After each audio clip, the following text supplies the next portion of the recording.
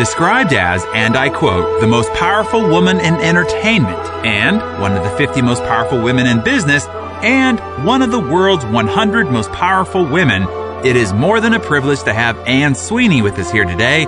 It is an opportunity. Anne is the co-chair of Disney Media Networks and president of Disney/ABC TV Group. She oversees a thriving global business with nearly 10,000 employees worldwide that entertains and influences hundreds of millions of people each month. As a leader and influencer of so many and a known innovator in her industry, there's a lot we as business owners and entrepreneurs can learn from Anne. Anne, welcome to Success. Thrilled you could take the time out of your what must be a very busy schedule to sit down with us today. Oh, thank you, Darren. I'm excited to be here. So let's start by talking about your success. You've had quite the success in your role with Disney. Share with us what you think the number one contributing factor to the success you've had with the Disney brand has been since you joined the organizations all the way back in 1996. Darren, I think the number one key to success here at Disney and really in every business is the team. It is all about putting together the best team possible, the smartest people, the people who are risk takers, the people who really treasure and understand our brand. And I think, more than anything, continue to be curious about its future and do everything that they do with a high degree of integrity. Well, I agree, and it's a very important topic, and I was going to save this for later, but you've started down this path, and I really want to go there with you. We all know that businesses, brands or products or magazines for that, right, are really just people, right? People serving people. So give us the tip for handpicking the best team, keeping them, and then continually drawing the best out of them day in and day out. Well, starting with the brand and making sure that everyone understands it, and I'm really speaking specifically about our team. A brand is quite simply the relationship you have with your consumers, with your viewers, with your customers.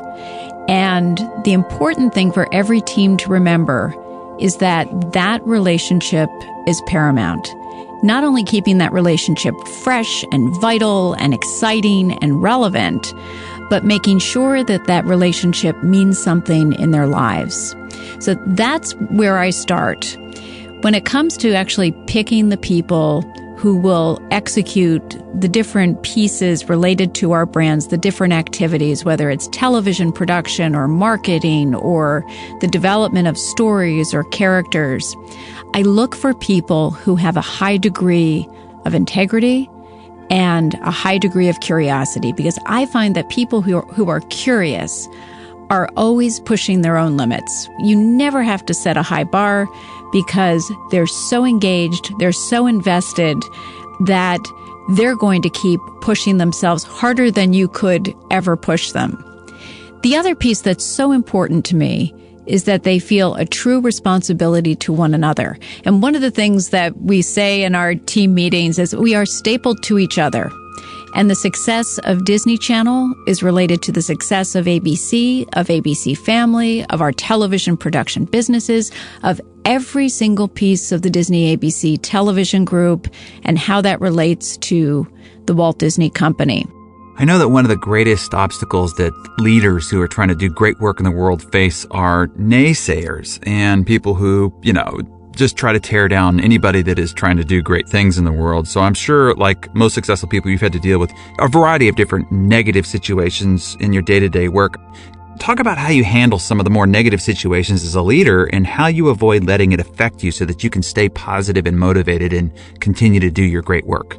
Well, I think my team and I are so lucky because we work for a brand. We work for Disney, and Disney symbolizes an optimistic attitude. It's always been aspirational. It's always been about the place where dreams come true, and that is a motivating factor every single day.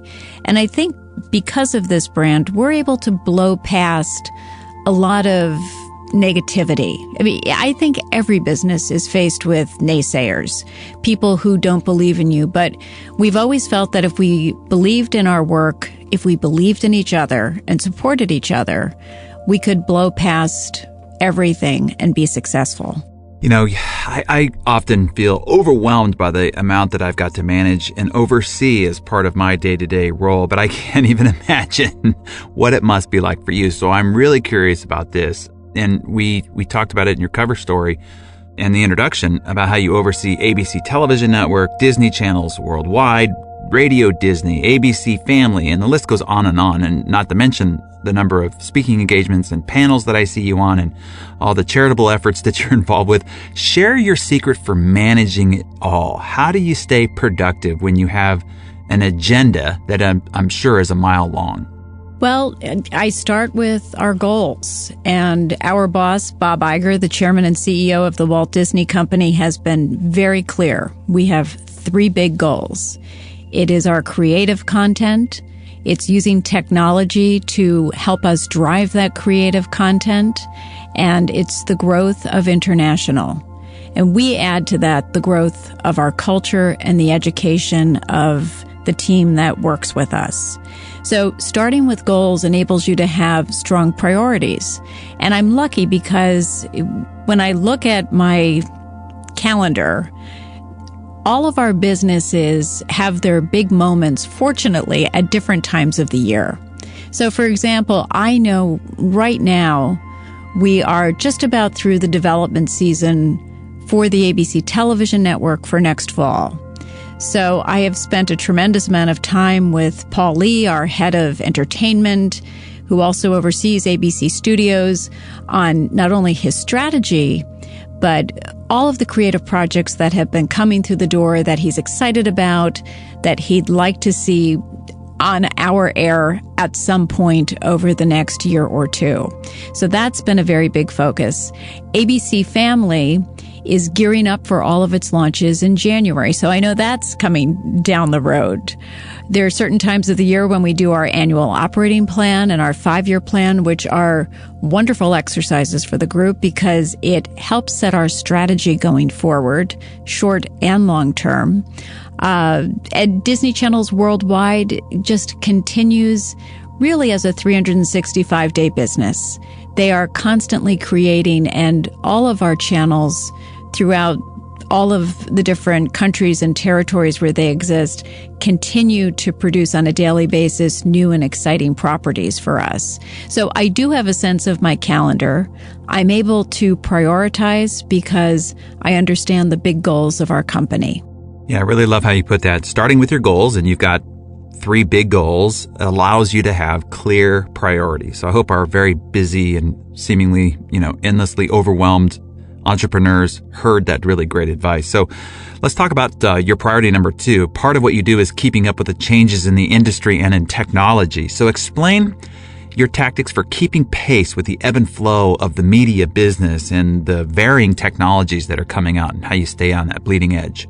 I have one short story and actually a great note about my team. For almost the last 18 years, I've worked with a wonderful guy named Vince Roberts, who is head of our broadcast operations and engineering. And Vince, on a very regular basis, would walk into my office and put a new device on my desk and say, "This is what it is, and you should play with this.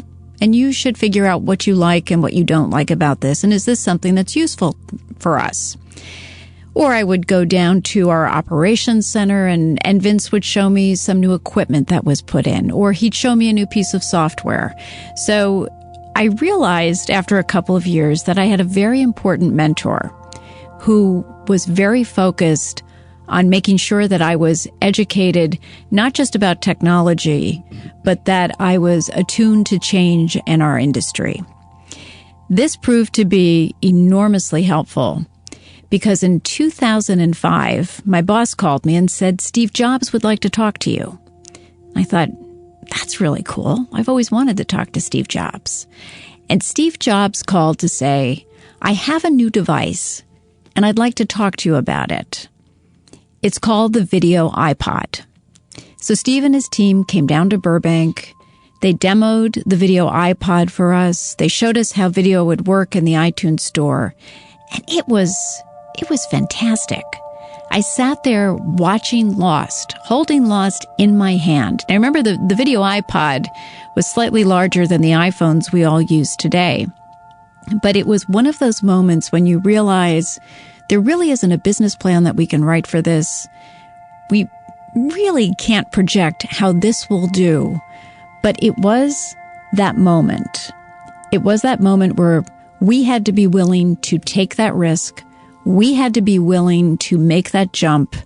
We had to be willing to face whatever criticism would arise about making this move toward portable television. So we made the move. And as a result, not only were we the first in the industry to put television shows on the video iPod, but we started to learn what the next chapter of television would look like. The next chapter of television would become mobile. It would become very personal, and it would require us to think very differently about everything that we did. I read where you told someone that you're not guided by a carefully laid plan. Instead, you follow your curiosity. And that seems like that could bring amazing results, but also be a little dangerous at times. Talk about the ups and downs of following your curiosity and when it has brought you success and maybe when it has tripped you up a bit and taught you a big lesson. You know, I think curiosity has served me well. My curiosity does not gazump the 5-year plan or the annual operating plan. We do make our numbers, and we're always intent on beating our numbers. But I do think that curiosity has worked in our favor because part of being curious is actually sitting down with your audience and finding out what they're curious about or finding out what's missing. And I've been so fortunate this year when I've traveled to both India and China. Our teams were able to organize visits for me into local schools. When I was in India, I met with high school students.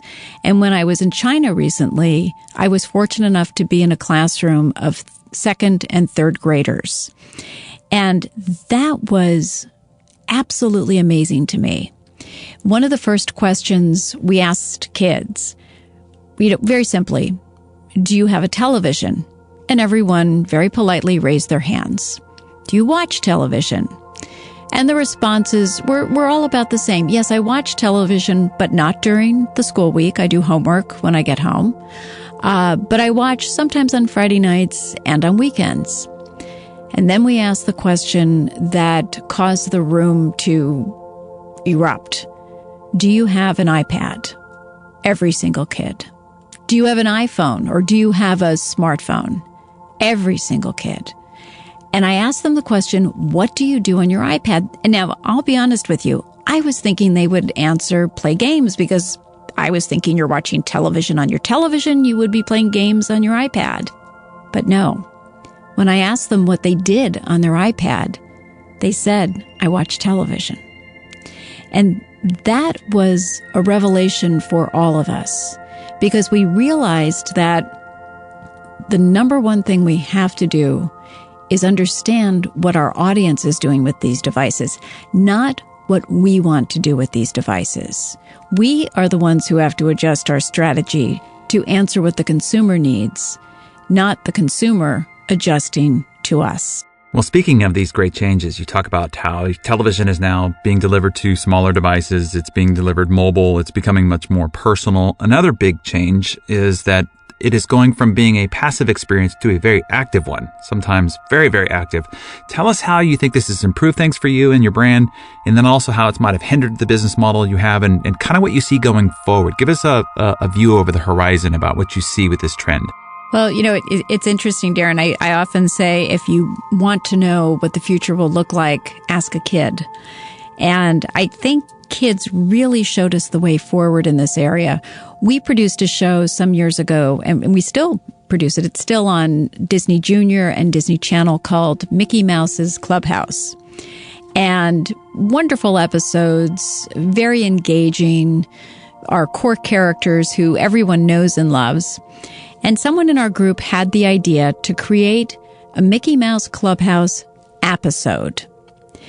And took an episode of Mickey Mouse Clubhouse and did an overlay using new software, voice-activated technology, and really made it an interactive experience for kids.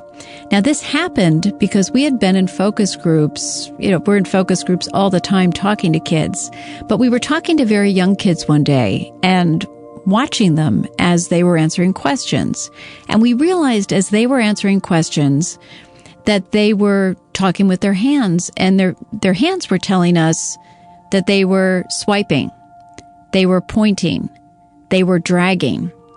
And this was something that we didn't expect from this young age group until we realized, well, they probably didn't have smartphones at the age of 4 and 5, but they had parents or caregivers or friends who were handing them their smartphones.